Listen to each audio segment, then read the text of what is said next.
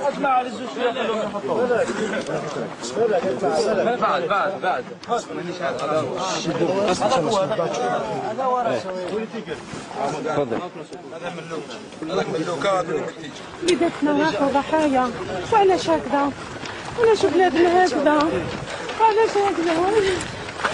واش داروا هكذا؟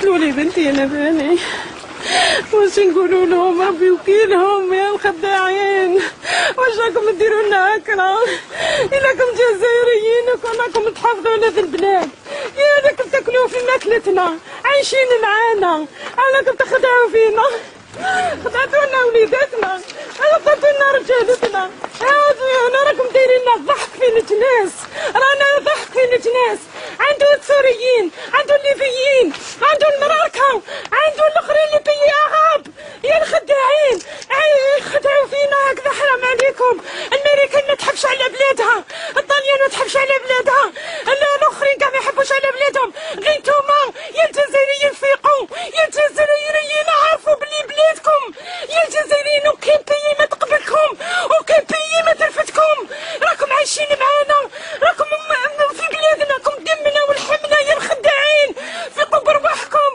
ولوا لارضكم ولوا لوطنكم ولوا لقصلكم حنا عرب مسلمين وشهدوا كيف تحرقوا في دراري صغار كيف تقتلوا في النساء وعلاش النساء مساكن واش داروا لكم هما ولدوكم هما رباوكم هما رفدوكم 9 شهور هما كيما قال لكم طوكم هما عايشوكم هما كبروكم اليوم اللي تتذبحوا فيهم علاش داروا لكم ياك حنا ماتكم حنا خاوتكم علاش هكذا وعلى الجزائر هكذا وعلى بلادنا هكذا على بلادنا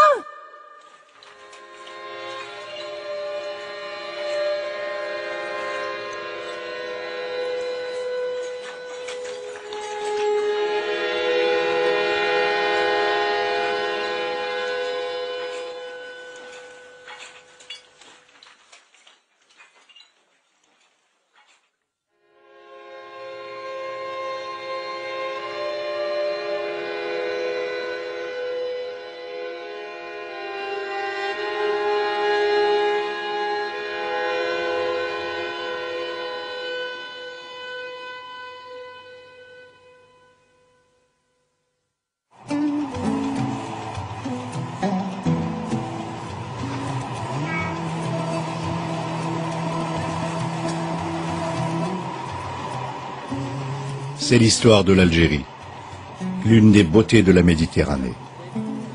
Un pays brisé, 10 ans de cauchemar et tellement de questions sans réponse.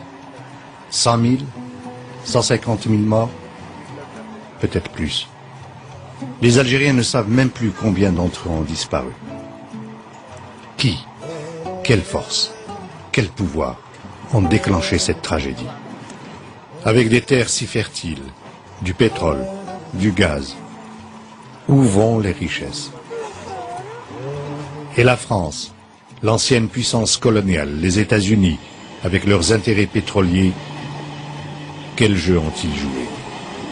Les Algériens, tout le monde voudrait comprendre.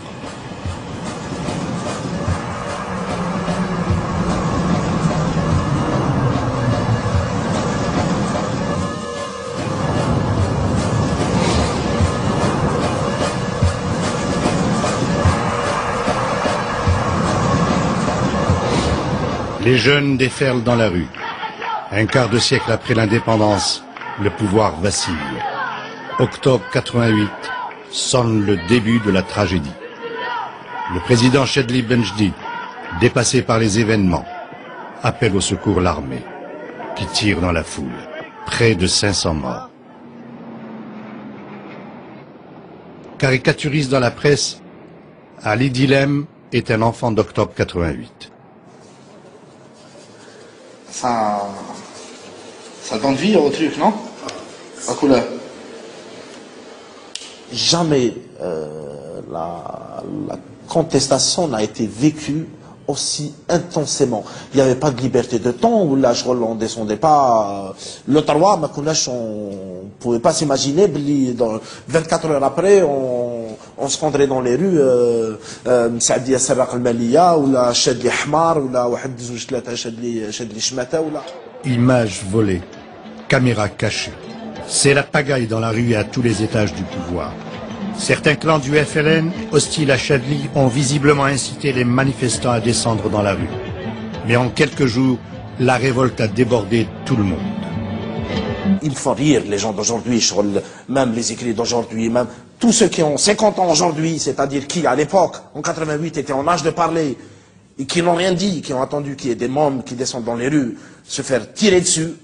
Ben, aujourd'hui, l'Algérie, tous les Algériens se sont découverts démocrates le 6 octobre. Hein, parce que le 3, ma démocrate de plus de 25 ans ou là de 30 ans dans la rue. Hein. J'ai vu que des gamins. J'ai vu que des gamins.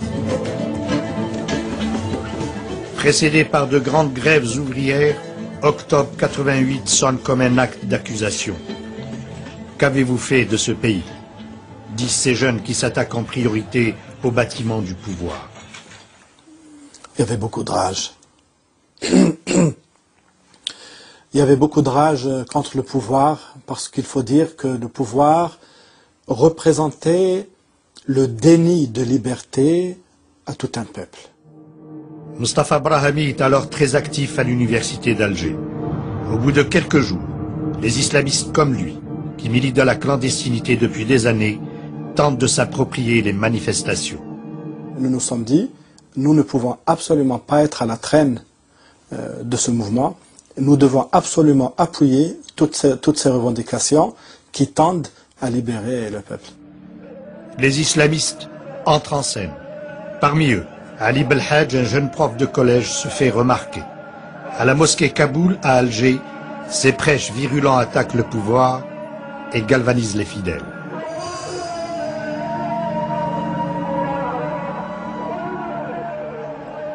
Face à cette révolte, le gouvernement est paralysé. Le général Ben Yilles, ministre auprès de Chadli, réalise le fossé creusé entre la société et le pouvoir. Il va démissionner. Devant donc l'incapacité des forces de l'ordre habituelles, police et gendarmerie, à faire face à la situation, on a fait appel à l'armée. Mais l'armée elle-même avait encore moins d'expérience dans ce domaine-là que les forces de sécurité. Et ceux qui étaient à la tête de cette armée n'avaient d'autre moyen d'intervenir que de faire venir les unités de combat en service dans l'armée nationale populaire. L'insurrection, il y a un seul moyen, c'est connu à travers le monde entier. C'est de maintenir l'ordre. Maintenir l'ordre. C'est utiliser la troupe. Donc l'état de siège a été déclaré par le président et il m'a désigné responsable pour Alger. Cet ancien sous-officier de l'armée française va devenir l'un des hommes forts de l'Algérie et la bête noire des islamistes. Khaled Nzar devient un homme clé en octobre 88 quand le président Chadli l'appelle pour réprimer les émeutes. Ils ont commencé par des manifestations monstres. Des manifestations de plus de 50 000 jusqu'à 75 000 hommes, malgré que, à l'époque, il y avait l'état de siège et interdiction de se rassembler. Parce que l'état de siège, c'est ça. Il y a interdiction de se rassembler. Utilisation des armes uniquement pour faire disperser les gens et dans des normes bien réglementées, à savoir on ne tire pas pour tuer, on tire pour faire disperser, le chef désigne une arme, tire dans les jambes, après avoir donné des formations, pour faire disperser les gens, c'est tout. Le malheur, c'est que les gens, la troupe qui n'avait pas l'habitude au maintien de l'ordre, tiraient soit par terre, soit en l'air. Et c'est là où ça fait le plus de dégâts. Parce que tirer par terre, vous avez 2 projectiles au lieu d'un. Vous avez l'enveloppe qui est en laiton, qui part d'un côté, et vous avez le noyau d'acier qui part de l'autre. Devant une foule, c'est là où ça fait des dégâts. Aujourd'hui, vous vous dites que notre riposte était disproportionnée par rapport à la nature des événements? Non, je ne dirais pas disproportionné, je dirais que je regrette, bien sûr, qu'il y ait eu des morts, mais il n'y avait pas moyen de faire autrement. L'armée nationale populaire, l'ANP, a tiré sur le peuple. La société est sous le choc et le régime discrédité. Mais octobre 88 va libérer la parole. Bravant la censure, des journalistes courageux vont parler malgré la sécurité militaire, la redoutable police politique du régime. En fait, très rapidement, on a commencé à entendre parler de mort et de torture. Et là, on décide, une amie journaliste et moi, Baye Gatsmi et moi, d'aller enquêter. Certains services de sécurité, n'ayant pas été capables de désigner des responsables de l'émeute, et étant persuadés qu'il y avait une main étrangère, je dis bien une main étrangère, un complot étranger derrière ces événements, ont procédé à des arrestations massives et on s'est essayé de faire parler les gens sous la contrainte, sous la torture, pour remonter à la source. On nous faisait passer à l'électricité au niveau d'une pièce qu'ils appelaient la salle de torture. Il y avait 6 à 7 personnes. On nous accrochait tout nus sur un sommet avec un métallique, avec des menottes. Ils nous versaient de l'eau pratiquement sur tout notre corps pour qu'il soit bon conducteur. Et nous bouchaient pratiquement, ils nous mettaient dans la bouche un chiffon. Des fois, tantôt de l'eau, tantôt ils nous disaient. Les témoignages de cet enseignant et de dizaines d'autres victimes de la torture, militants de gauche, jeunes manifestants, islamistes, sont publiés dans un recueil. Mais ce cahier noir d'octobre restera sans conséquence. Les mises en accusation, en fait, du point de vue juridique, il n'y en a pas eu. Aucune. Le pouvoir a très bien vécu avec le cahier noir.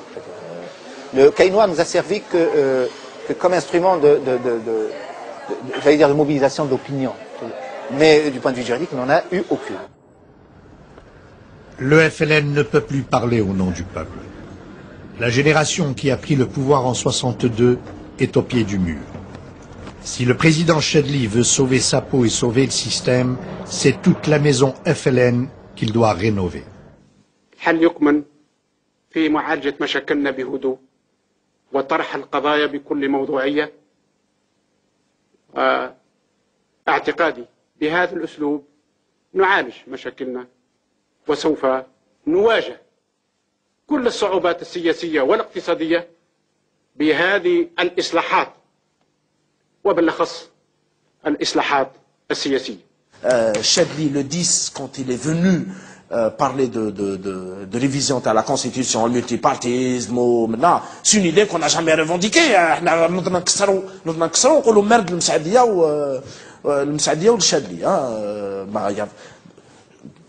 Mais franchement, on n'avait pas de conscience politique, encore une fois. On n'était pas là pour dire que voilà ce qu'on veut.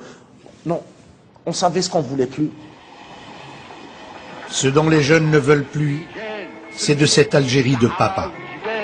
Cette Algérie qui s'est dressée fièrement en 62, mais qui n'a pas tenu ses promesses.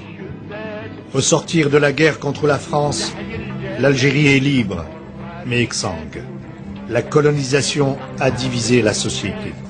Elle l'a détruite au plus profond.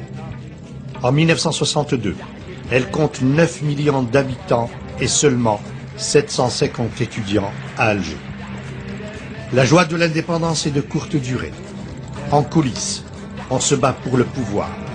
Les politiques du gouvernement provisoire sont écartés par les militaires de l'armée de libération nationale.